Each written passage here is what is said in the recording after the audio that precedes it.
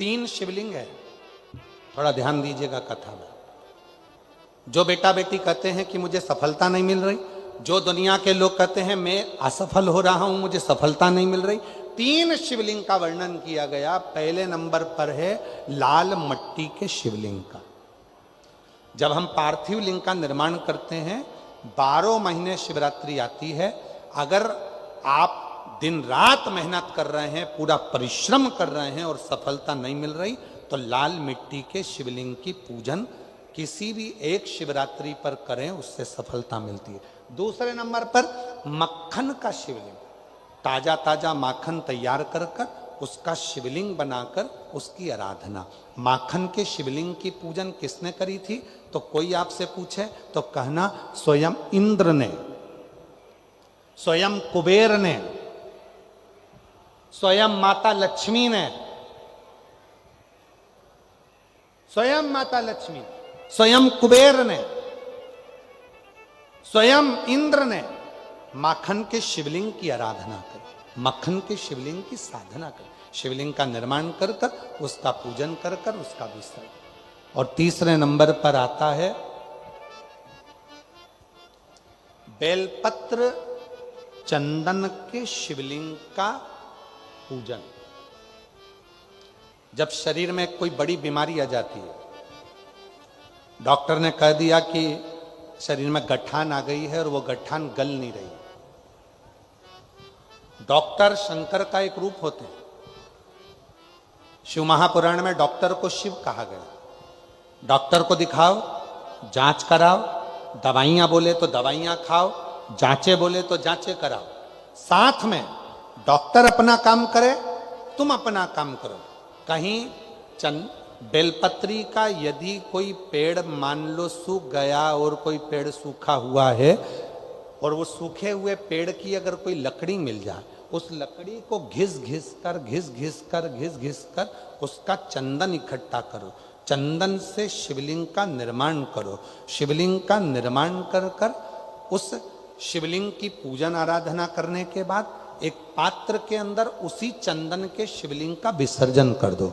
विसर्जन करे हुए उस चंदन को अपनी नाभि से ऊपर के भाग में, मतलब वक्ष स्थल पर और ये मस्तक से पीछे के भाग में थोड़ा सा उस चंदन का लेपन करना प्रारंभ करो।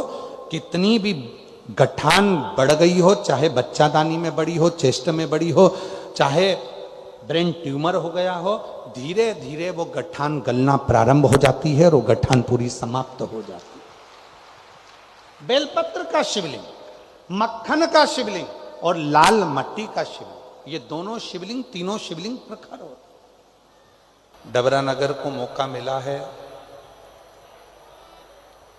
त्रिगुणाकार, त्रिकालदर्शी, त्रिपुंडधारी, त्रिनेत्रधारी भगवान शिव की 3 दिवसीय कथा को श्रवण करने का।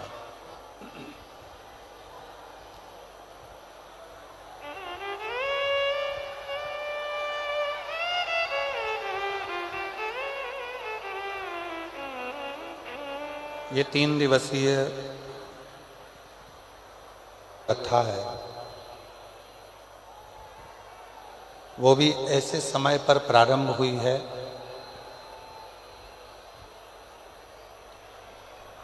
जिसको हमारे यहाँ भगवान शंकर की शिवरात्रि में नवरात्रि का रूप दिया गया।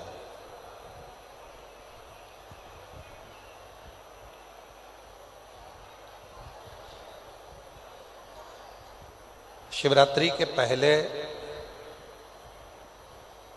जो 9 दिन होते हैं उसको शिव की नवरात्रि कहते हैं, और उस शिव की नवरात्रि में 3 दिन भगवान शंकर ने डबरा वालों को दे दिए।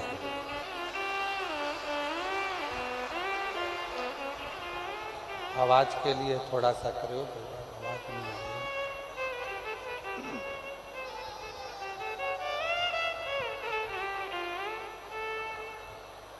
ये 3 दिन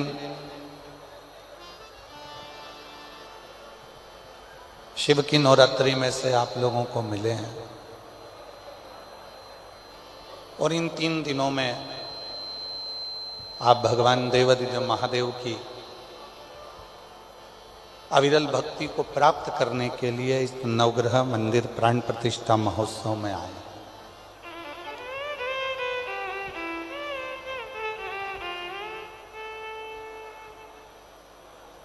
कितना कितना आप ग्रहण करते हैं,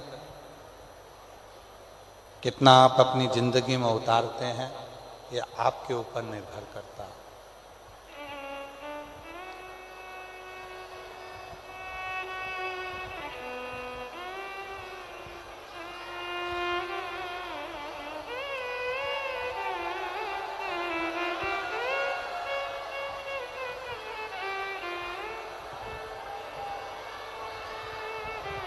भगवान शिव ओगढ़दानी त्रिकालदर्शी कैलाशी अविनाशी, भगवान शिव की कथा कहती है कि जितना विश्वास आप देवाधिदेव महादेव पर करेंगे, जितना भरोसा आप भगवान शिव पर करेंगे, उतना शिव आपकी तकलीफों को मिटाने के लिए, दुख को मिटाने के लिए आपके दरवाजे पर खड़े मिलेंगे। उतना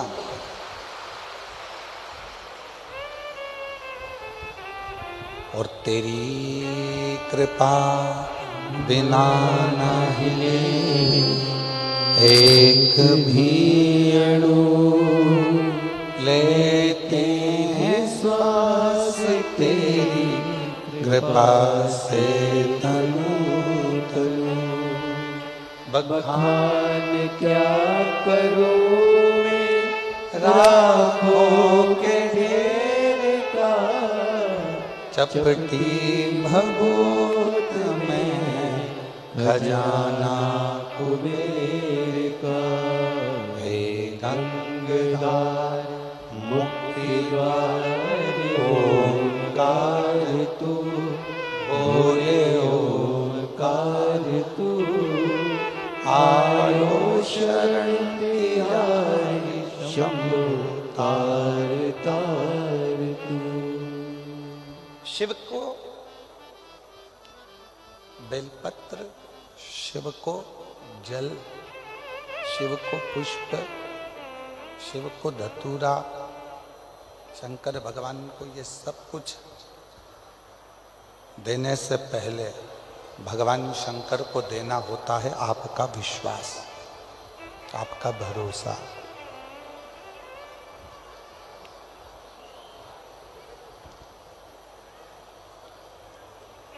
हम बेलपत्र चढ़ा रहे हैं, हम धतूरा चढ़ा रहे हैं, हम जल चढ़ा रहे हैं, सब कुछ हमने भगवान शंकर को दिया।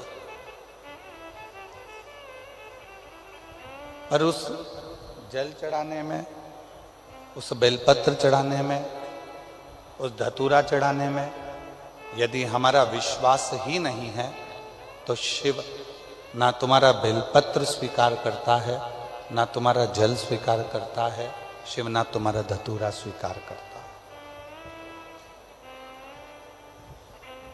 रामचरितमानस में तुलसी बाबा जी ने शंकर विश्वास रूपिणो, शिव को विश्वास कहा है।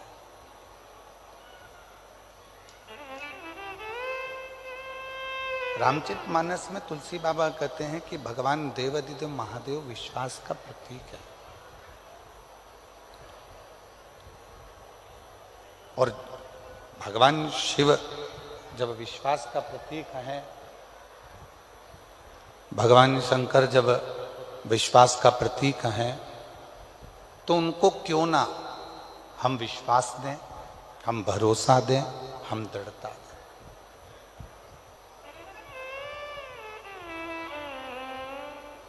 सब कुछ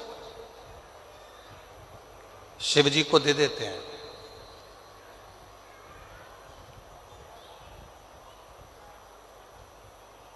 1 लाख 1.25 लाख बेलपत्र हम शंकर भगवान को चढ़ाएंगे, शिव जी खुश हो जाएंगे, भगवान शंकर प्रसन्न हो जाएंगे। हम 100 लीटर दूध चढ़ाएंगे, भगवान शंकर प्रसन्न हो जाएंगे। मैंने संकल्प लिया है कि भगवान शंकर को इतना दूंगी, शिव को प्रसन्न कर लूंगी, भगवान शंकर को प्रसन्न कर लूंगी। पर महापुराण की कथा कहती है, भगवान शंकर का पवित्र चरित्र कहता है कि शिव को ना तुम्हारा 100 लीटर दूध चाहिए, शंकर भगवान को ना तुम्हारी 1.25 लाख बेलपत्र चाहिए, शंकर भगवान को तो केवल पवित्र मन से और पूर्ण भरोसे से एक बार पंचाक्षर मंत्र नमः शिवाय कह लिया, षडाक्षर मंत्र ओम नमः शिवाय कह लिया, या श्री शिवाय नमस्तुभ्यम कह लिया, शंकर भगवान उतने में तुम्हारा कल्याण करना प्रारंभ कर देते हैं। उतने ये स्पीकर चल रहा है, स्पीकर होने नहीं चल रहा है, सुनो।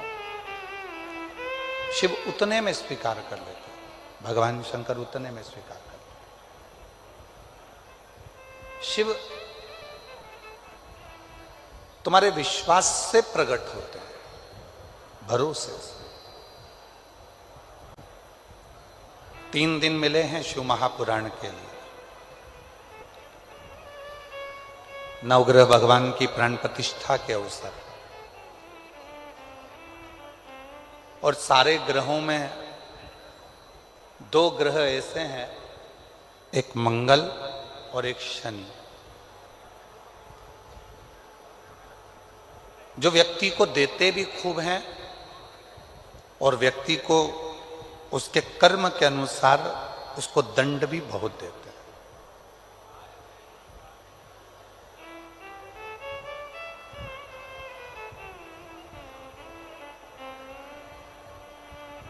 जो नवग्रह भगवान का मंदिर यहाँ डबरा मध्य प्रदेश में बन रहा है, तैयार हो गया है, उसकी प्राण प्रतिष्ठा हो रही है। इस डबरा नगर वालों को बाद में मालूम पड़ेगा कि नवग्रह भगवान जब किसी जगह पर बैठते हैं अपने परिवार के समेत, तो उस नगर को इतना वैभव से भर देते हैं, उस क्षेत्र को इतना धन देना प्रारंभ करते हैं कि उस क्षेत्र की पूरी जितनी भी दरिद्रता है वो समाप्त होती चली जाती है, उसका कष्ट दूर होते चले। और एक भी ग्रह, यहां विद्वान विद्वान संत आएंगे, साधु आएंगे, गुरु आएंगे, तपस्वी आएंगे, और भी विद्वान विद्वान संत यहां पर विराजमान है। किसी भी विद्वान संत से जाकर पूछिएगा, साधु से जाकर पूछिएगा, गुरुजन से जाकर पूछिएगा कि जितने ग्रह हैं, ये 9 ग्रह किसकी ऊर्जा से, किसके तेज से और किसकी प्रबलता से चमकते हैं और दुनिया को चमकाते हैं, तो सारे संत कहेंगे कि शंकर भगवान की कृपा से ये सारे ग्रह चमकते हैं और सारे ग्रह चमकाते हैं। ये सारे ग्रह चमक भी रहे हैं और चमका भी रहे हैं सारे।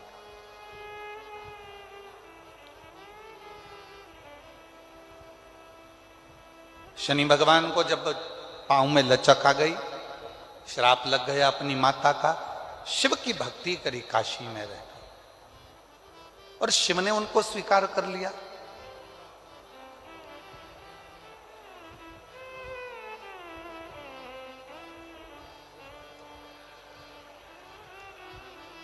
नवग्रह देवताओं में से एक ग्रह ऐसा है मंगल, जो भगवान शंकर के द्वारा प्रकट किया गया।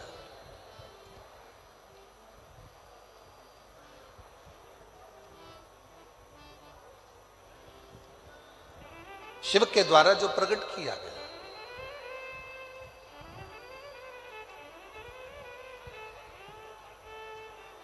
स्कंद पुराण का अवंती का खंड स्कंद पुराण का अवंतिका खंड, गीता प्रेस गोरखपुर की अगर स्कंद पुराण आप पढ़ते हो, उसका अवंतिका खंड निकालेंगे तो पृष्ठ संख्या 721। स्कंद पुराण के अवंतिका खंड के गीता प्रेस गोरखपुर की अगर आप स्कंद पुराण पढ़ रहे हैं तो उसकी पृष्ठ संख्या 721 में वर्णन मिलता है अवंतिका खंड में कि एक कनक दानव हुआ।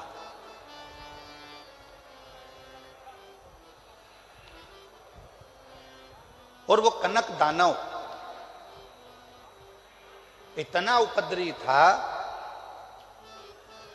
पृथ्वी को जहां जहां पर खड्डे नहीं थे वहां खड्डे कर देता था, वृक्षों को तोड़ देता था, जल को दूषित कर देता था, अग्नि को दूषित कर देता था, वायु को दूषित कर देता था। इतना कष्ट देता था वो कनक दानव कि सारे देवता परेशान हो गए।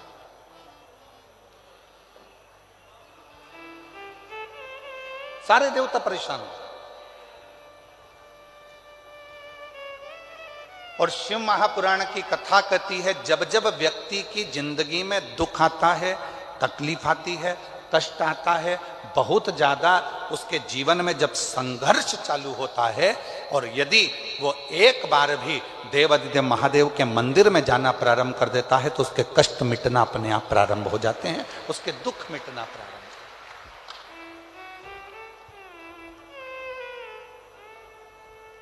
देखिए 3 दिन मिले हैं और हमको मालूम है कि शिव पुराण इस क्षेत्र में हम बहुत साल पहले दतिया में आए थे और उसके पत्र हमारे पास में हैं। जिन जिन ने दतिया में कथा सुनी थी, किसी के यहाँ 15 साल में संतान हुई, किसी के यहाँ 18 साल बाद नौकरी लगी, पत्र हैं हमारे पास में, पढ़ेंगे, ऐसा नहीं कि नहीं पढ़ेंगे, जिनने दतिया में कथा सुनी। और आज फिर डबरा के इस पवित्र प्रांगण में बैठकर कथा को 3 दिन की भले करने के लिए आए हैं, पर विश्वास के साथ कहते हैं जिसने भी इस 3 दिन की कथा को दिल से सुन लिया उसका अगला पत्र व्यासपीठ पर जरूर आएगा और वो पत्र हम व्यासपीठ पर मिलेगा। बस विश्वास के साथ सुनिए, भरोसे के साथ सुनिए, दृढ़ता के साथ सुनिए। एक दृढ़ता, एक भरोसा, एक विश्वास जब आपके भीतर होगा और आप उस कथा को सुनेंगे तो आपके जीवन में सुख का अनुभव अपने आप होगा। एक दृढ़ता के साथ सुनिए।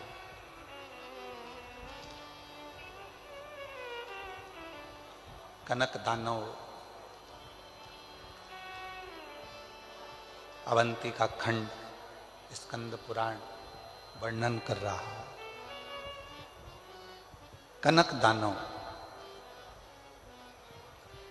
पृथ्वी को खोद देता है।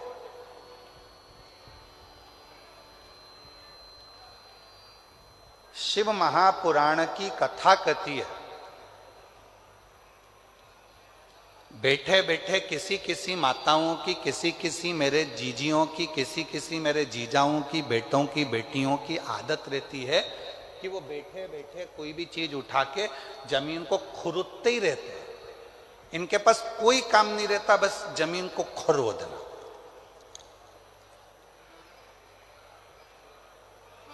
फ्री बैठे रहेंगे तो अपने नखून के पास में जो खाल निकलती रहेगी उसी को खरोदते रहेंगे।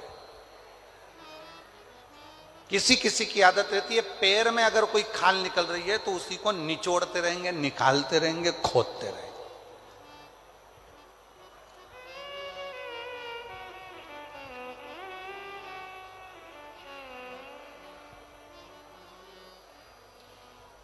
और शिव महापुराण की कथा कहती है यह अच्छी बात नहीं है। पृथ्वी पर बैठे हो, आसन पर बैठे हो या घर में किसी भी स्थान पर बैठे हो, उस समय पर ना तो पृथ्वी को खरोदो और ना अपने शरीर की उंगली हो, हाथ हो, शरीर का कोई अंग हो, उसको खरोदना नहीं चाहिए। इससे 2 चीजें आती हैं, एक कर्जा भी बढ़ता है, दूसरी दरिद्रता बढ़ती है। कोई व्यक्ति दुकान पर बैठे बैठे दिन भर अपने हाथ को, उंगलियों को खरोदता रहे, नाखून ही तोड़ता रहे, हाथों से नाखून चबाता रहे, या कोई ना कोई ऐसा काम करता रहे कि पैर के खाल को ही दिन भर नोचता रहे, या अपने पैर से दिन भर बैठा बैठा वो जमीन को रगड़ता रहे, या अपने पाँव से नाखून से पृथ्वी को खरोदता रहे, तो ये तकलीफ उत्पन्न करता है, ये हमको दुख देता है, ये दरिद्रता भी देगा और हमको कर्जे में भी लाकर छोड़ देगा, दोनों चीज देगा। अब कनक दानव पृथ्वी को खोद देता है, जहां जाता है वहां दिन भर खरोता खरोता खरोता खरोता पृथ्वी को जाता रहता है। जहां कहीं वृक्ष मिल जाते हैं उनको काटने के लिए, उनको तोड़ने के लिए तत्पर हो जाता है। क्यों तोड़ना? किसी किसी की आदत रहती है बगीचे में या जमीन पर चलते चलते खेत खलियान में चलेंगे, एक डंडा हाथ में ले लेंगे। अब उस डंडे का क्या करना है? कुछ नहीं करना, छोटी सी डंडी हाथ में ले ली, छोटे छोटे पौधे लगे हुए हैं तो खेत में चलते चलते इधर मार उधर मार उधर मार, जितने छोटे छोटे पौधे लगे रहते हैं उनको तोड़ते तोड़ते उसकी जाने की आदत होती है। पर शिव महापुराण की कथा कर रही है, उस पौधे ने तेरे को कुछ बिगाड़ा, उस पौधे ने तुझसे कुछ कहा? वो तो एकांत में है, एक और है, साइड में है, तेरे रास्ते में भी नहीं आ रहा। मान लो तेरे रास्ते में आता तो तू उसको तोड़ते हुए जाता, चल जाता, पर किसी पौधे में डंडा मारा, किसी पौधे में हाथ मारा, किसी की पत्तियां नोची, किसी के पौधे को तुमने तोड़ तोड़ा के नचित कर दिया। ये शिव महापुराण वर्णन नहीं करती। भगवान शंकर प्रकृति के देवता हैं। शिव जी को प्रकृति का देव माना गया।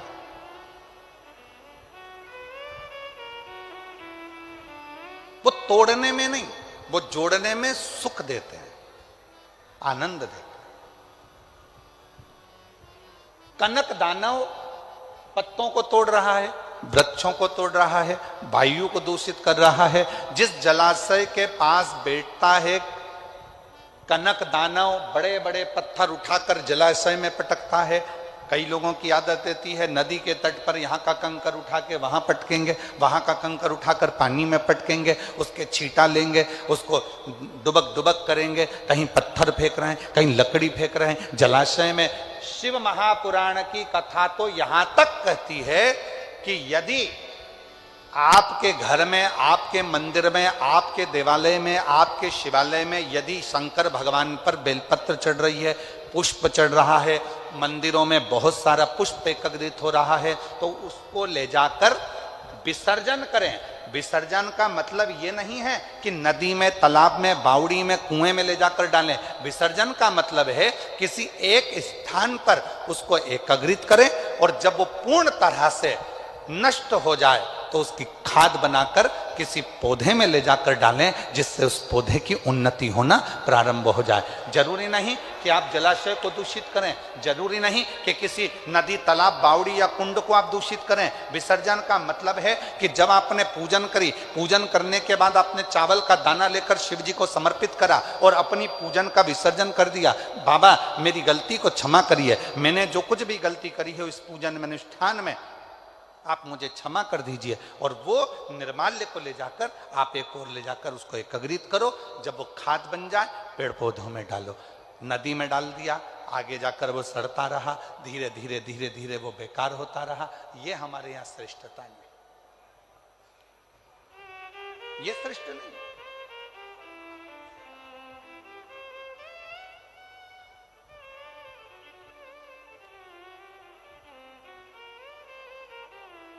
कई लोगों को तो आज तक दीपदान करना भी नहीं आता। हमारा निवेदन है विष्णु पुराण को एक बार पढ़िएगा, पद्म पुराण को एक बार पढ़िएगा, और हिंदी में गीता प्रेस गोरखपुर की विष्णु पुराण लेकर आओ, पद्म पुराण लेकर आओ, कूर्म पुराण लेकर आओ, नारद पुराण लेकर आओ। जितनी पुराणे हैं उसका धीरे धीरे अध्ययन करो तो आपको दीपदान करने का फल मालूम पड़ेगा। कई लोगों के मन में आता है कि दिया जलाया और उस दिए को जलाकर पानी में छोड़ दिया तो दीपदान हो गया। शिव महापुराण की कथा कहती है कि दीप को लगाकर जल में छोड़ने की जगह घाट पर रखो। क्यों? घाट पर रखोगे और एक दीप, 1000 दीप दान कर रहे हो, उसमें से एक दीप नदी में छोड़ दो, तालाब में छोड़ दो, बावड़ी में छोड़ दो, बाकी के दीप घाट पर लगाइए। क्यों? क्योंकि घाट पर लगाए गए दीप पितरों को भी रोशनी देते हैं, पूर्वजों को भी रोशनी देते हैं, घर का वास्तु ठीक कर देते हैं, हमारे घर में कालसर्प दोष हो उसको समाप्त कर देते हैं। और घाट पर लगा हुआ दीप पितरों के पिंड दान के बराबर माना जाता है और पितरों का पिंड भी वो दीप के बल पर हो जाता है। इसलिए दीप घाट पर होना। पर कई लोगों की आदत होती है, नदी में गए हैं, अगरबत्ती मोमबत्ती वो कौन सा मिठाई के डब्बे ले लिए, मिठाई के डब्बे, फुलझड़ी के डब्बे इकट्ठे कर लिए, कार्तिक का महीना था, दीपदान करने गए थे, 1000 दीप बना बनाकर सारा नदी में छोड़ दिया, आगे जाकर वो कचरा इकट्ठा हो गया और पूरी नदी दूषित हो गई। उस मां को दूषित नहीं करना है, उस मां को शुद्ध करना, उस माता को शुद्ध करना। कनक दानव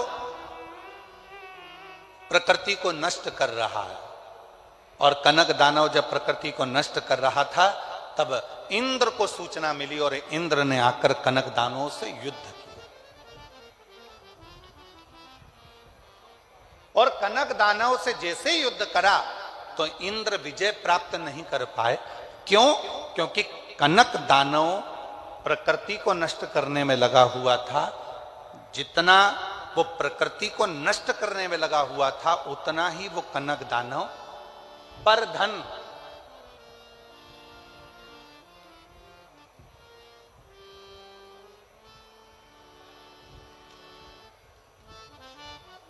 पर स्त्री,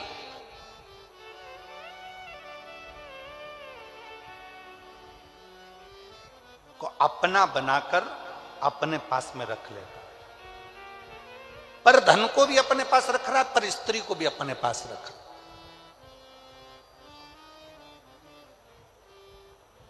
और दोनों बर्बाद करते हैं। पराया धन, पराई स्त्री व्यक्ति को बर्बाद कर देती है, नष्ट कर देती है, दोनों बर्बाद करते हैं। और कनक दानव पर धन को भी एकाग्रित कर रहा है, पर स्त्री को भी एकाग्रित कर रहा है। इंद्र युद्ध करते करते वहां से निकल गए, चले गए। तब भगवान देवाधिदेव महादेव के पास जाकर इंद्र को लगा कि मैं किससे कहूं कि मैं इस युद्ध को जीत नहीं पा रहा हूं। भगवान शिव जी के पास इंद्र पहुंच गए, सारे देवता एकत्रित हो गए। पूछा देवाधिदेव महादेव ने, क्या बात है इंद्र, क्या हुआ? तुम तो युद्ध लड़ रहे थे कनक दानवों से और तुम यहां आकर खड़े हो गए, हुआ क्या? बहुत अंतर है महाराज। पहले के समय में आशीर्वाद देते थे, लोग खुश होते थे, तो आशीर्वाद में कहते थे फूलो फलो। क्या बोलते थे? जम के तो बोलो जरा, फूलो फलो। और आज के जमाने में लोग आशीर्वाद देते हैं या प्रसन्न होते हैं तो कहते हैं हमको फॉलो करो। पहले महाराज जी कहते फूलो फलो, आज के जमाने में कहते हमको फॉलो करो।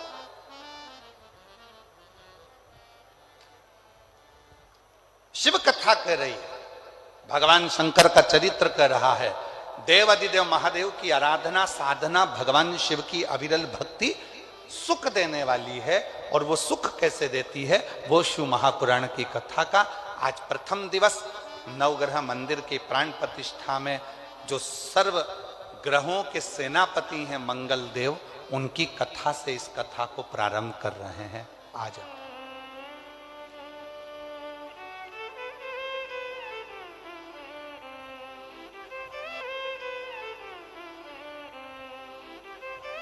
शिव कथा कर रहे हैं। और शंभु शरणे पड़ी मांगू घड़ी दुख का दया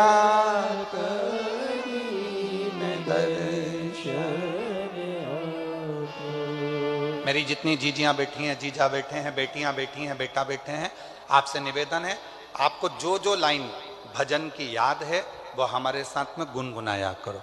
जिससे लगना चाहिए कि आप अपने पिता से, देवाधिदेव महादेव से बात करने के लिए आए हो, केवल बैठने के लिए नहीं। यहाँ से सुना, यहाँ से निकाल दिया, बच्चा कुचा कपड़े का झटकार दिया, उसके लिए नहीं। यहाँ से जाने के बाद 3 महीने के अंदर जो तुम बैठकर मांगो वो तुम्हारी गोदी में आए तो समझना कि तुमने शिव पुराण की कथा को श्रवण किया। शंभु शरणे मांगू घड़ी, दुख दया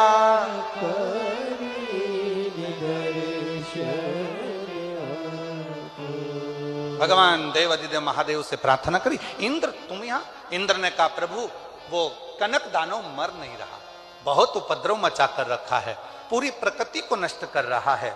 भगवान शंकर ने इंद्रदेव से कहा अगर इस कनक दानव को तुम्हें मारना है तो एक काम करो, तुम जितना वो पाप कर रहा है तुम उस पुण्य को बढ़ाना प्रारंभ करो। पुण्य कैसे बढ़ेगा?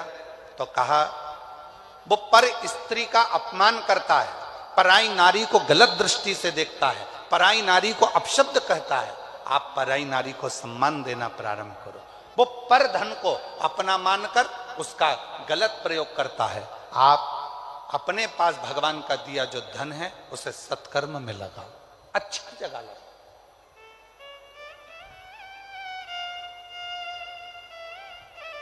श्रेष्ठ जगह लगाओ। आज जो इतना बड़ा नवग्रह मंदिर का निर्माण माननीय मध्य प्रदेश शासन के पूर्व गृह मंत्री डॉक्टर श्री नरोत्तम मिश्रा जी और पूरे ट्रस्ट ने, समिति ने जो करवाया है, इसका लाभ कोई व्यक्ति अगर सोचे कि केवल मिश्रा जी को प्राप्त होगा या डॉक्टर साहब को प्राप्त होगा तो आपकी सोच गलत है। जब यह मंदिर अपने डबरा क्षेत्र में इतना विकसित हो जाएगा, जनमानस में जब इस मंदिर की चर्चा होगी तो पूरा विश्व का व्यक्ति इस मंदिर के दर्शन करने के लिए यहां आएगा और डबरा का इतिहास रचा जाएगा। डबरा का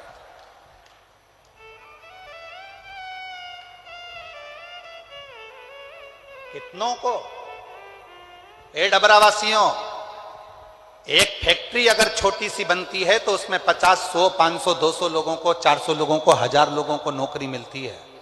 पर जब अपने नगर में, अपने शहर में, अपने क्षेत्र में एक बड़ा मंदिर का निर्माण होता है, एक दिव्य कोई अच्छी स्थान का निर्माण होता है, तो वहां से संस्कार भी अच्छे जाते हैं, सभ्यता भी अच्छी जाती है। संस्कार, सभ्यता, नम्रता सब मिलती है और साथ में पूरे क्षेत्रवासियों को, ऑटो वालों को ऑटो का व्यापार, छोटी छोटी दुकान वालों को छोटा छोटा व्यापार, और ना जाने कितने कितने तरह का, जब स्टेशन पर लोग आएंगे तो ट्रेन का, बस से आएंगे तो बस का, गाड़ी का, कहीं होटलों का, कहीं छोटे छोटे रुकने वाली लॉजों का, कितना कितना कितना कितना व्यापारीकरण बढ़ता चले जाएगा। और धीरे धीरे हमारा डबरा एक दिन उन्नति की सीढ़ी पर आगे आकर खड़ा हो जाएगा। ये डबरा का आनंद है।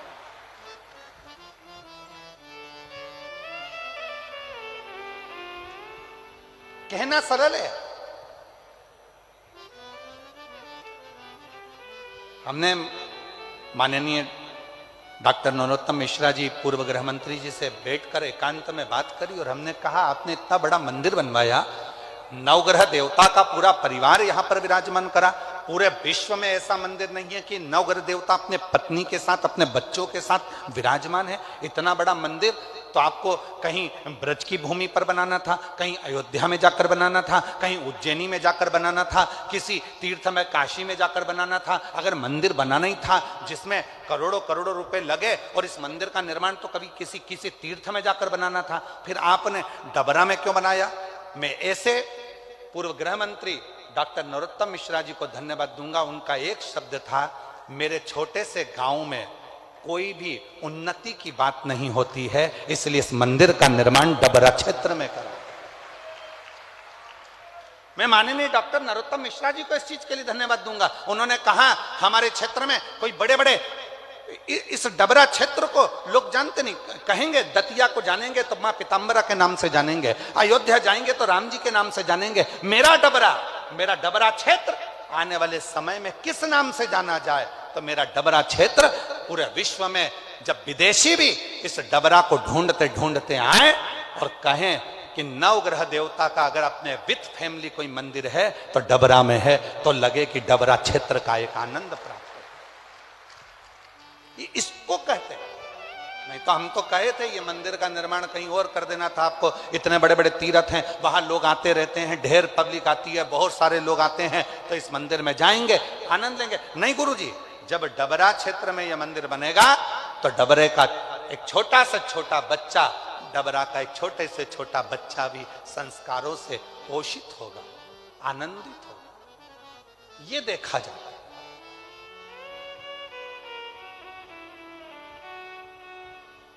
ये आनंद है। इंद्र को लगा कि ये कनक दानव मरेगा कैसे, कनक दानव का अंत कैसे होगा, तो भगवान शंकर ने कहा पुण्य बढ़ा लो, अपने पुण्य कैसे बढ़ाना है, तो कहा धन जो है उसको सत्कर्म में लगाओ, पर स्त्री का पर दृष्टि ना दें, भजन का बल बढ़ाएं, भक्ति का बल बढ़ाएं, स्मरण करें, भगवत नाम का कीर्तन करें। शिव महापुराण की कथा कहती है जब कोई मनुष्य, जैसे भगवान शंकर ने इंद्र से कहा कि एक पार्थिव लिंग का निर्माण कर कर इंद्र, जब तुम जल धीरे धीरे उस लिंग पर समर्पित करोगे, शिवलिंग पर चढ़ाओगे, तो तुम्हारी शक्ति प्रबल होती चली जाएगी। शिव महापुराण की कथा में विद्येश्वर संहिता में लिखा है, जब एक लोटा जल लेकर कोई भगवान शंकर के मंदिर में जाकर शिव जी को जल समर्पित करना प्रारंभ करता है, तो उसके अंदर एक अलग से तेज उत्पन्न होने लगता है और उसकी वाणी भी धीरे धीरे सिद्ध होने लगती है, वो बल उसके अंतर्गत अपने आप आने लगता है। इसलिए सारी समस्या का हल, जम के बोलो जरा, सारी समस्या का हल बोल बम का नारा है, श्री शिवाय। शिव को चढ़ाया गया वो एक लोटा जल हमें शक्ति उत्पन्न करता है, शंकर को चढ़ाया गया वो एक लोटा जल हमें बल उत्पन्न करता है, शिव जी को चढ़ाया गया वो एक लोटा जल हमारे जीवन में ऊर्जा उत्पन्न करता है। और कितनी ऊर्जा है महाराज। अग्नि पुराण का एक छोटा सा चरित्र है, ये कथा में बीच में हम उसको लेकर आए महाराज। अग्नि पुराण का एक छोटा सा चरित्र,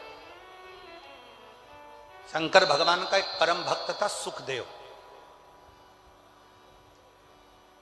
अग्नि पुराण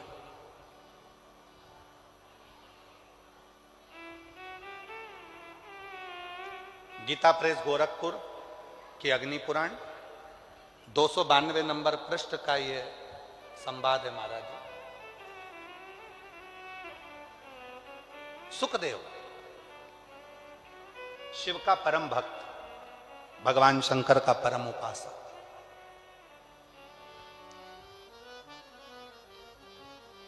पांच ताऊ जी थे उसके। कितने ताऊ जी थे? 5। 3 चाचा जी थे, चाचा जी मतलब काका जी, सग्गे। 5 सग्गे ताऊ, 3 सग्गे काका। और ये जो सुखदेव था इसके पिताजी शांत हो गए थे।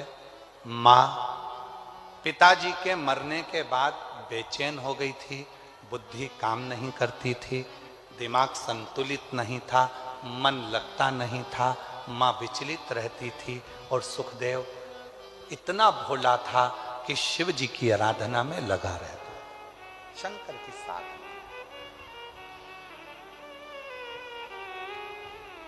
शिव की साधना सुखदेव कर रहा है, भगवान शंकर की साधना में सुखदेव लगा हुआ है। जरा कथा पर ध्यान देना, बहुत जीवन की सार्थकता सिद्ध करने वाली कथा है। 3 दिन मिले हैं, इसलिए आपको कथा ही कथा देने का हम लोग प्रयास कर रहे हैं। ज्यादा दिन होते ना, 5 दिन या 7 दिन की कथा होती तो इधर उधर की बात में थोड़ा सा घुमा फिरा कर फिर तुम्हें कथा में लेकर आते। पर 3 दिन में तुमको इतना बाबा झोली में भर दे, बस इतनी प्रार्थना भोलेनाथ जी से है, इतना दे दे 3 दिन में, इतना दे दे कि 3 महीने के अंदर तुम फिर कथा के पंडाल में आकर बैठ जाओ, इतनी कृपा। इसलिए कथा को ज्यादा प्रयास कर कर उस कथा को आपके बीच में लेके सुखदेव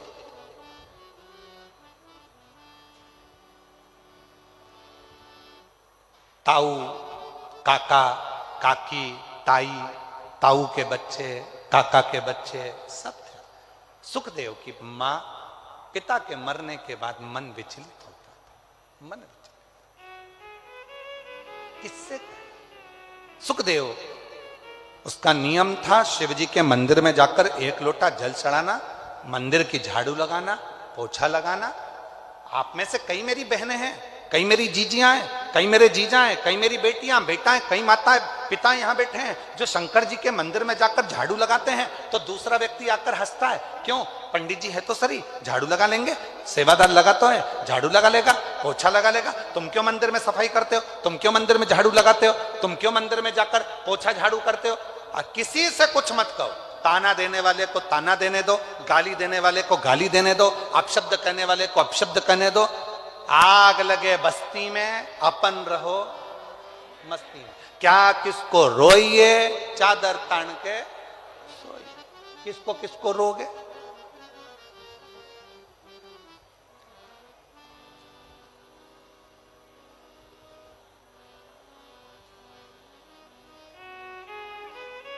आप तो शिव भक्ति करो एक छोटे से बच्चे की तरह। बच्चों को देखा है आप लोगों ने?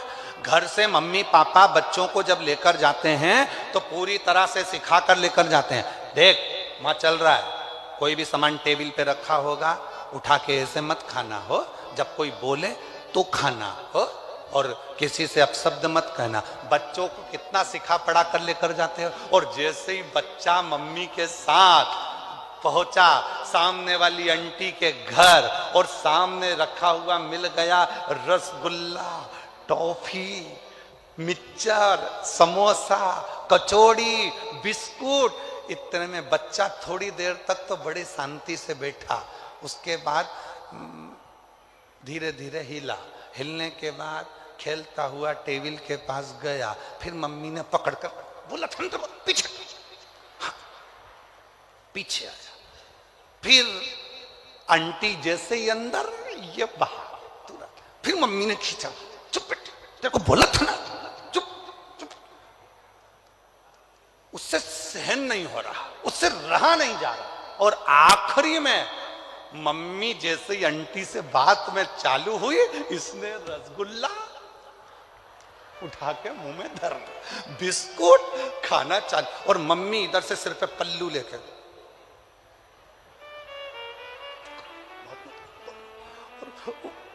अब तो मम्मी को भी नहीं देख रहा। इतने में आंटी बोली, बेटा सब तुम्हारा है, अच्छे से खाओ, बैठ जाओ। इतने में मम्मी बोली, नहीं ये तो सब खा के आया है। इतने में बच्चा बोला, कब खाया? कब? मम्मी बोली, अच्छा ठीक है, दांत सड़ जाएंगे, एक ही रसगुल्ला लेना, ठीक है, बिस्कुट ज्यादा नहीं खाना, ठीक है, टॉफी मत खाना, ठीक है। और सब खा खुआ लिया। बस आंटी कुछ भी बोले, मम्मी कुछ भी बोले, जैसे एक छोटा सा बच्चा होता है ऐसे ही शंकर भगवान का भोला सा भक्त होता है। दुनिया कुछ भी कहे, ताने दे, गाली दे, अपशब्द कहे, बोलती रहे, सारी समस्या का हल एक लोटा जल। अपने को क्या करना? पड़ोसी कहे, बताओ अपने आप को सती सावित्री समझती है, मंदिर रोज रोज लोटा लेके मंदिर चली जाती है। जो जितना ताना दे उसके सामने उतनी खजूर वाली चोटी बना के जा ले। क्या कर ले? जाऊंगा और जाऊंगा, जा पहुंच जाओ शिवालय।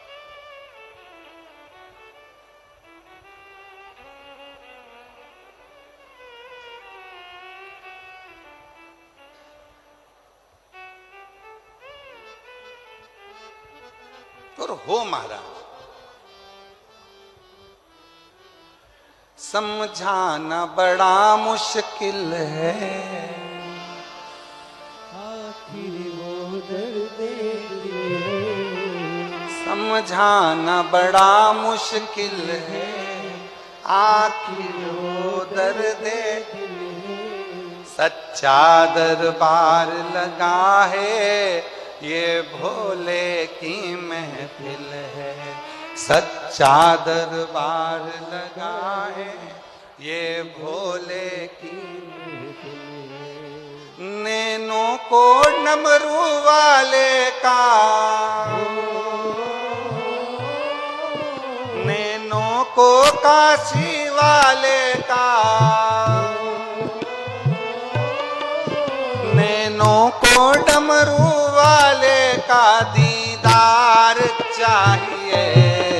वो काशी रहने वाला भोलानाथ चाहिए, वो काशी रहने वाला भोलानाथ चाहिए, वो काशी रहने वाला भोलानाथ चाहिए, वो काशी रहने वाला भोलानाथ चाहिए।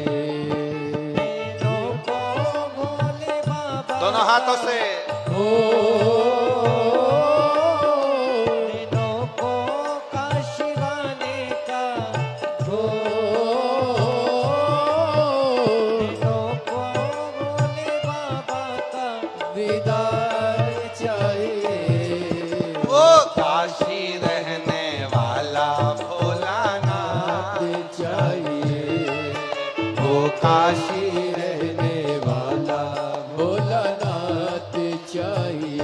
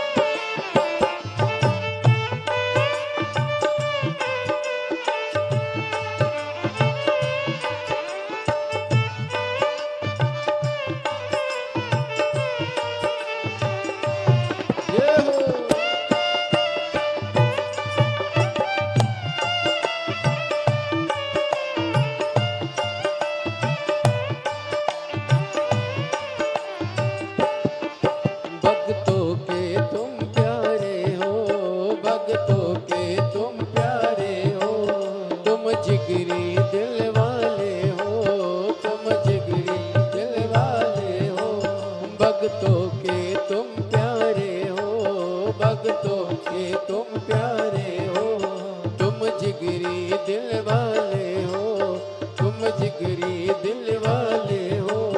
कितनों पे डोरे डाले तेरे नैन बड़े मत वाले, कितनों पे डोरे डाले तेरे नैन बड़े मत वाले, कितनों पे डोरे डाले तेरे नैन बड़े मत वाले, कितनों पे डोरे डाले तेरे नैन बड़े मत वाले। नैनों को भोले बाबा का हो, नैनों को डमर वाले का हो, नैनों को काशी वाले का दीदार चाहिए। ओ काशी रहने वाला भोलानाथ चाहिए, ओ काशी रहने वाला भोलानाथ चाहिए। अपनी किस्मत का ताला हो, अपनी किस्मत का ताला तुम खोलते चलो। श्री शिवाय नमस्तुभ्यं तुम बोलते चलो, ओ श्री शिवाय नमस्तुभ्यं तुम बोलते चलो। श्री शिवाय नमस्तुभ्यं, श्री शिवाय नमस्तुभ्यं, श्री शिवाय नमस्तुभ्यं, श्री शिवाय नमस्तुभ्यं।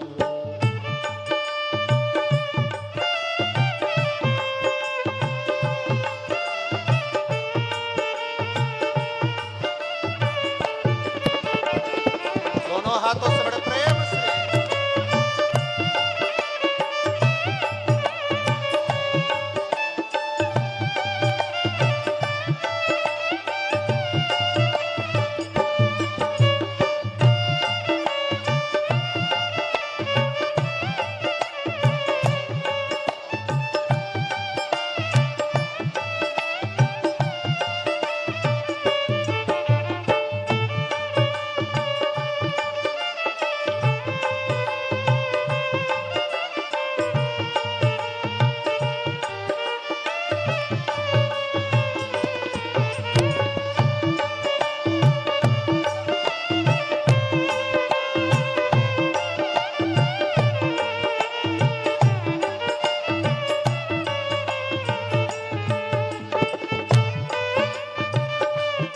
बोले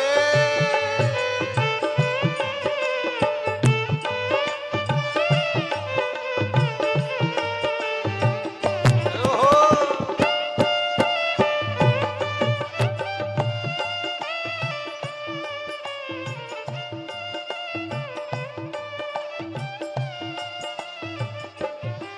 समझाना बड़ा मुश्किल है, समझाना बड़ा मुश्किल है। आखिर वो दर्द दिल है, आखिर वो दर्द दिल है। सच्चा दरबार लगाए ये भोले की महफिल है, सच्चा दरबार लगाए ये भोले की महफिल है। नैनों को भोले बाबा का हो, नैनों को डमरू वाले का हो, नैनों को सिहर वाले का दीदार चाहिए। ओ काशी रहने वाला भोलानाथ चाहिए।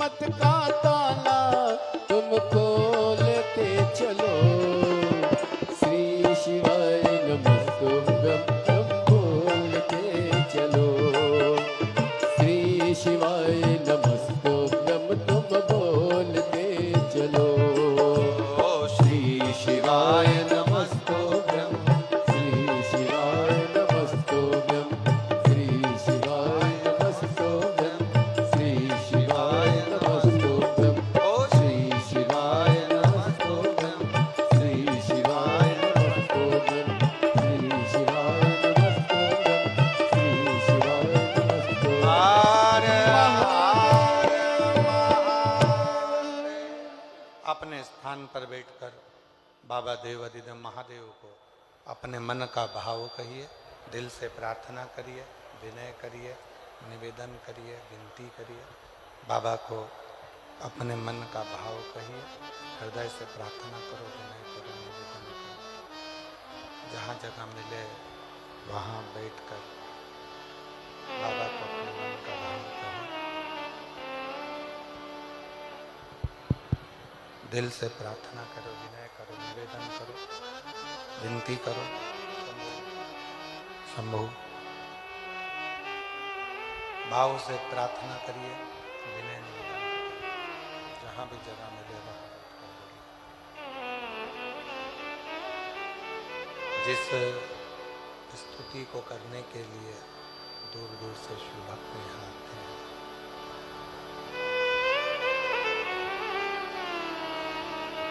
जिस प्रार्थना को करने के लिए सभी भगवान शंकर के भक्त यहाँ पहुँचते हैं, आप भी निवेदन करें, विनय करें, प्रार्थना करें, विनती करें। बाबा को अपने मन का भाव कहिए, दिल से प्रार्थना करिए। बढ़ाओ, प्रेशर नहीं है। साउंड में प्रेशर खोलो, अंदर का प्रेशर नहीं है।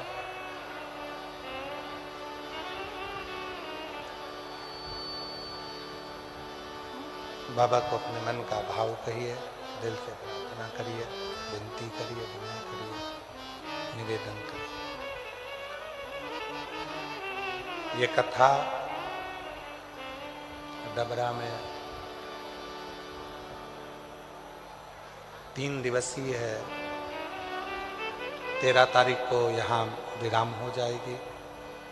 फिर 14 से 20 फरवरी तक रुद्राक्ष महोत्सव सीहोर में प्रारंभ हो जाएगा, जो कथा 1 बजे से 4 बजे तक टीवी पर और सोशल मीडिया पर आप और हम श्रवण करेंगे, सुनेंगे। जो 3 दिन आपको और हमको मिले हैं, उसको दिल से बाबा को प्रार्थना करें, विनय करें, निवेदन करें, विनती करें। साथ में जिसको आता है वो साथ में बोलेंगे, बाबा से अपने मन का भाव कहेंगे, प्रार्थना करेंगे, विनय करेंगे, निवेदन करेंगे। साथ में विनय करिएगा, साथ में बोलिएगा, विनती करिएगा। आपकी आवाज़ व्यासपीठ तक पहुँचे, व्यासपीठ की और आपकी आवाज़ भगवान देवाधिदेव महादेव तक पहुँचे, ऐसे दिल से प्रार्थना करिए, विनय करिए, निवेदन करिएगा। साथ में बोलिएगा, साथ में प्रार्थना करिएगा।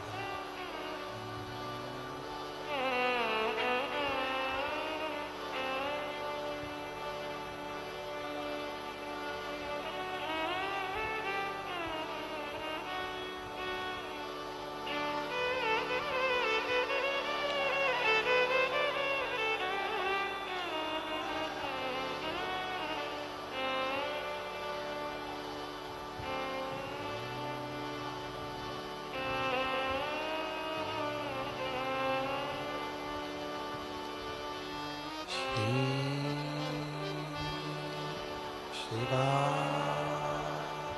नमस्तोभ्यं श्री शिवा नमस्तोभ्यं श्री शिवा नमस्तोभ्यं श्री शिवा नमस्तुभ्यं श्री शिवा नमस्तुभ्यं भोला सब दुख काटो मारा, ओ भोला सब दुख काटो मारा। शिव शंकर जपो तेरी माला, भोले बाबा जपो तेरी माला।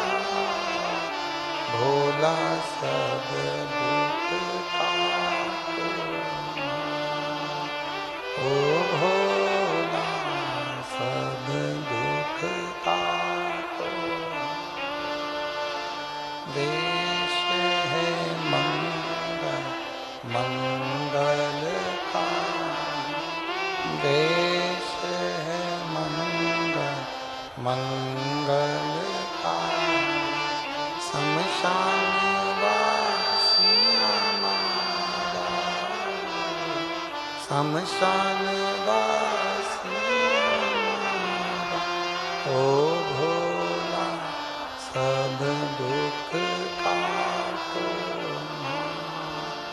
ओ भोला सब दुख काटो।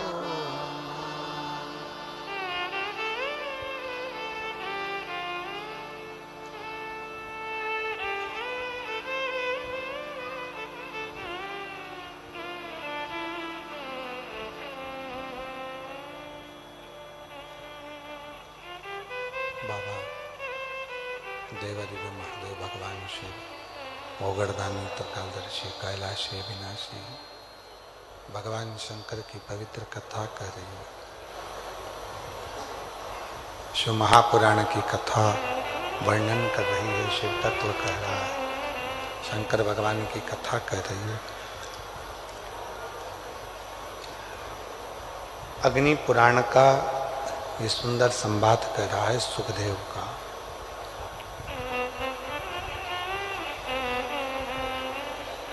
ताऊ थे 5, काकी थी, ताई थी, काका थे 3, काकी थी, उनके बच्चे थे।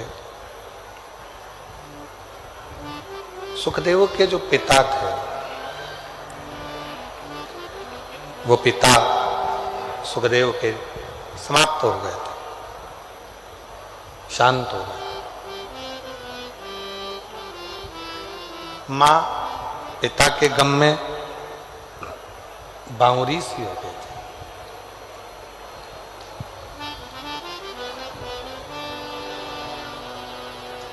सुखदेव का नियम था कि शिवजी के मंदिर में जाकर झाड़ू लगाना, पोछा लगाना। दुनिया के लोग हंसते, दुनिया के लोग बाद में हंसते हैं, सबसे पहले अगर कोई हंसी उड़ाने वाले होते हैं तो अपने ही होते हैं। ताने देने वाले यदि होंगे तो पहले अपने होंगे।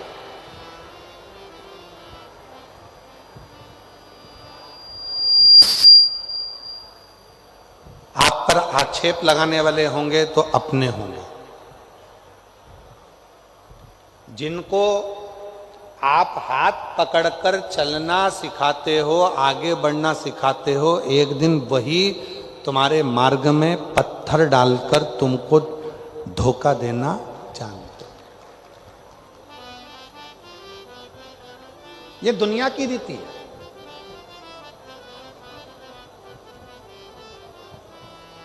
इसलिए शिव महापुराण की कथा कहती है, यदि भरोसा करना है किसी पर मत करो, भरोसा करना है तो केवल 3 पर करो। एक अपने आप पर, एक अपने बाप पर और एक देवाधिदेव महादेव पर, बाकी का किसी पर नहीं। एक भरोसा अपने आप पर करो। कोई मंजिल तक जाना है तुमको, अगर कोई परीक्षा पास करना है, कोई कंपटीशन एग्जाम में बैठ रहे हो, कोई नौकरी की तलाश कर रहे हो, तुम्हारे मन में ये भाव आ जाना चाहिए कि मैं इस परीक्षा को पास करूंगा, मैं इस कंपटीशन एग्जाम में पहुंचूंगा, मैं इसको उत्तीर्ण कर लूंगा, मैं इसमें मेहनत करूंगा और मैं इसको सफलता की सीढ़ी पर चढ़ जाऊंगा, मैं सफल हो जाऊंगा। अपने आप पर भरोसा करो। जितनी संख्या में आप लोग आए हो शिव महापुराण की कथा को सुनने के लिए, पंडाल में बैठे हो, पंडाल के बाहर बैठे हो, कथा का पहला दिन है, आप लोग कथा में आए हो तो किस भाव से आए हो? कि मेरा भरोसा करता है कि मैं कथा के पंडाल में बैठकर जो बाबा से मांगूंगी, क्योंकि शंकर भगवान की शिव महापुराण की कथा मेरे पिता का घर है, मैं जो बैठकर मांगूंगी मुझे विश्वास है कि मेरा बाबा मुझे देगा जरूर। तो वो देगा जरूर, विश्वास है तो शिव है। एक पत्र है, अच्छा है, देखिए।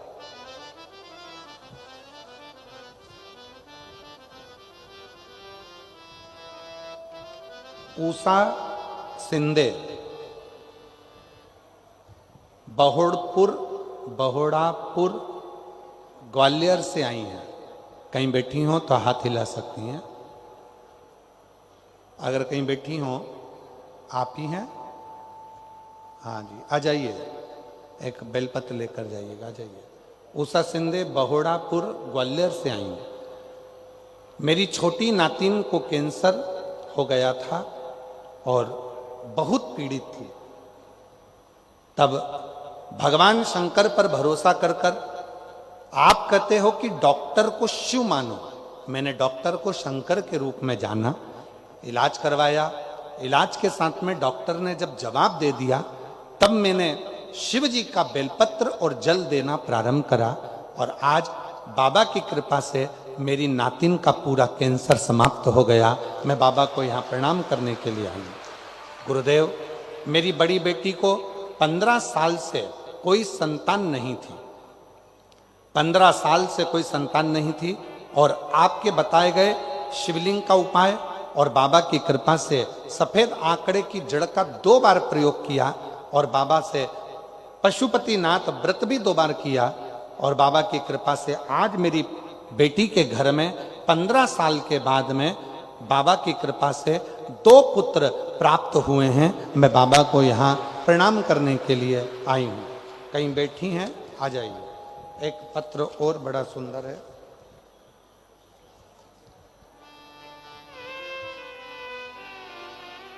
सुमन विधवा सीकरी जिला जालौन उत्तर प्रदेश से आई हैं। कहीं बैठी हो तो हाथ हिला सकती हैं। सीकरी जिला जालौन उत्तर प्रदेश से आई हो तो हाथ हिला सकती हैं। अगर कहीं बैठी हो तो हाथ हिला सकती हैं और अगर आई हो तो बेलपत्र लेने के लिए व्यासपीठ पर आ सकती हैं। गुरुदेव, सुमन विधवा सीकरी राजा जिला जालौन से हूँ। हमने टीवी पर कथा का देखा। पंडाल में बैठकर कथा सुनने का इतना महत्व होता है कि बाबा की कृपा से सबके मनोरथ पूर्ण हुए हैं। गुरुजी, हम भी इतनी दूर होने के कारण पंडाल में पहुंच नहीं पाते थे। हम टीवी पर ही कथा देखते थे। जब आप श्री शिवाय नमस्तुभ्यम बोलते थे तब हम बोलते थे और मन में बाबा से, जैसे आप कहते हो कि पंडाल में बैठकर विनती करो 3 महीने में बाबा देता है, वैसे हम भी अपने घर में बैठकर विनती करते थे। बाबा, हमने सुना आपके मुख से कि पंडाल में बैठकर जो मांगा जाता है बाबा देता जरूर है। मेरा मन में भाव था, बेटे के लिए मुझे नौकरी चाहिए थी। मैंने बेटे से कहा कि सियोर वाला बाबा कहता है कि पंडाल में बैठकर कथा में जो मांगा जाता है वो मिलता है। कहाँ दूर जाएंगे? प्रयागराज की कथा थी 2025 में। हम मेरे बेटे को लेकर उस कथा में पहुंच गई और बेटे और हमने दोनों ने मिलकर पंडाल में कथा सुनी, बाबा से विनती करी। आज बाबा को धन्यवाद देने के लिए आई हूं कि 15 फरवरी 2025 में कथा को श्रवण किया और बाबा की कृपा से 3 महीने पूर्ण नहीं हुए और 9 जुलाई 2025 को मेरे बेटे का नौकरी कृषि विभाग में लग गई है सरकारी। मैं बाबा को यहाँ प्रणाम करने के लिए आई हूँ। कहीं बैठी हो तो हाथ हिला सकती हूँ।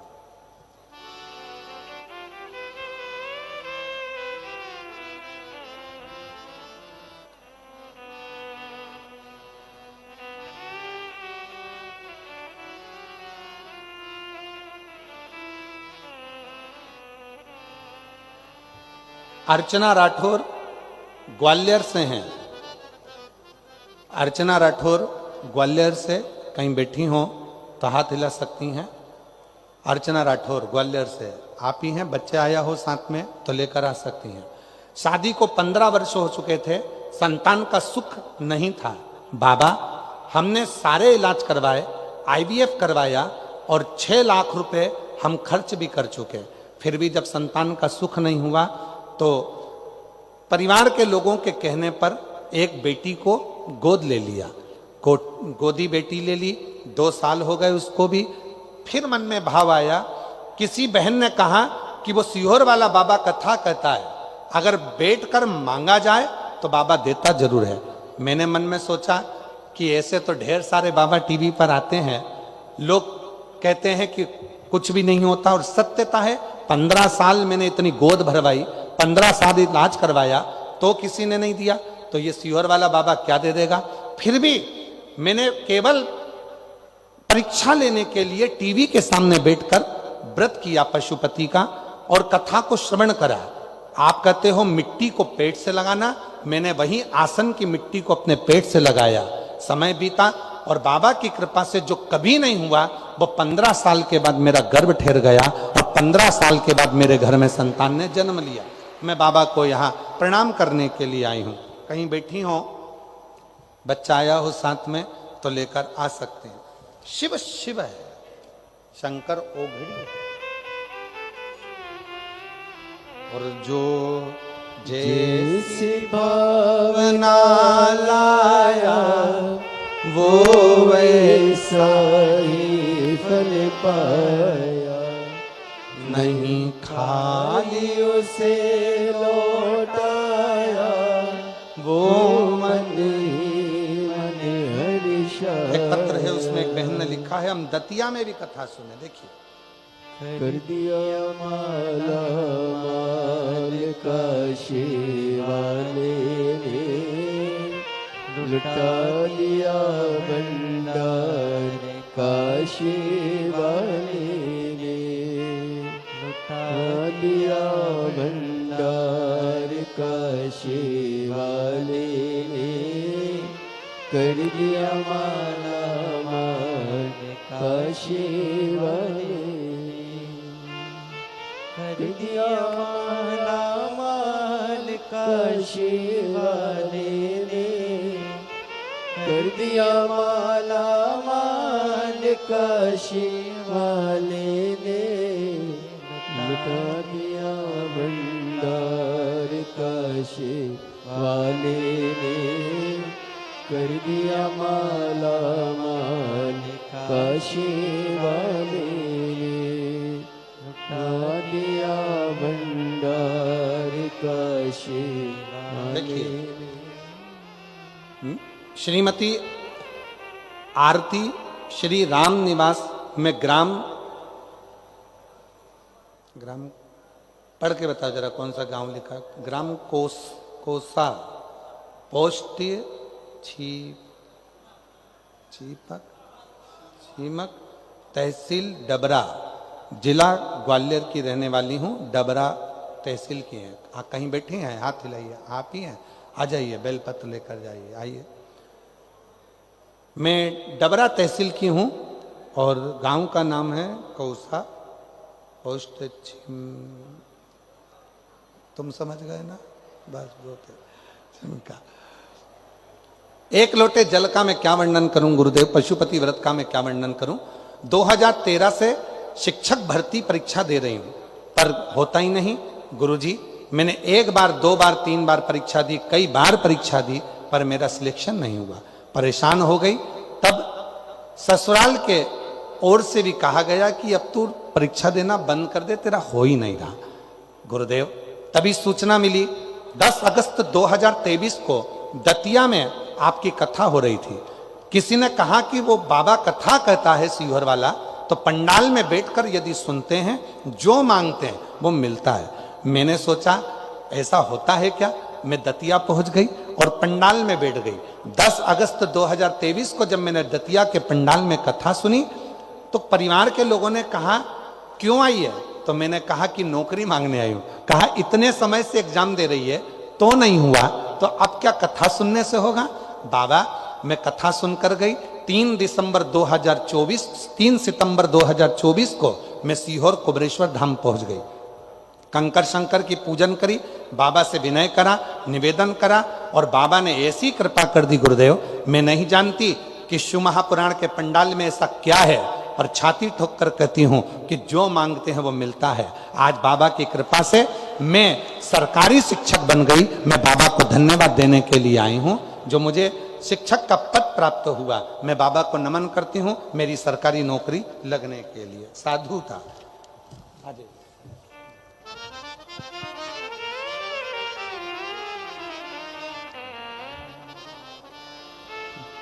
हाली न जाता कोई